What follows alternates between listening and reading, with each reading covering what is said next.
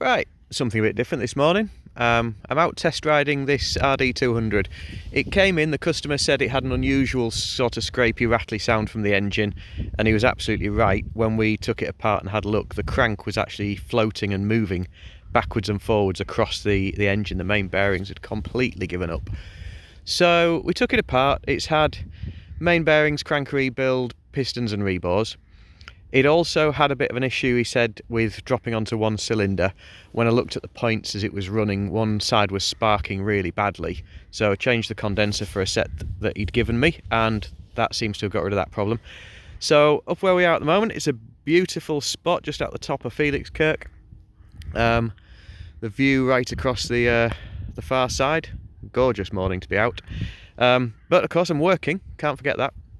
So the bike's running nicely at the moment.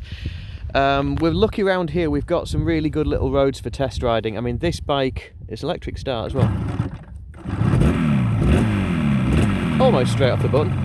Again, RD200 dynamo charger, you can see the light goes out as the revs come up. Sweet little bike. It's a rider, it's not a showpiece one. It's a really nice tidy bike. And it is running in really nicely at the moment. The owner's coming for it today.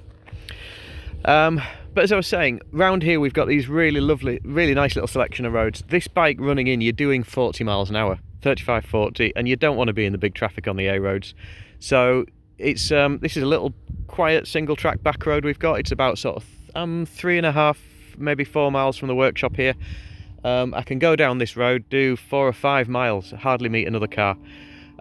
It's really useful for this sort of bike. Bigger bikes where you want to test them at slightly higher speed or anything, we could use the A19 or the Sutton Bank Road, which goes straight up and over the iconic Sutton Bank viewpoint. But if the roads are terrible, if the weather's terrible, we can run them in the dyno as well in the workshop. But on a day like this, why not get them out and test them properly? So I'll get another 3 or 4 miles on this yet, take it back to the workshop, give it a once over, final checks, and the customer's coming today. John and Oscar are busy in the workshop this morning doing a lot of projects, and I'm planning to go back and do a little bit of an update on those as well.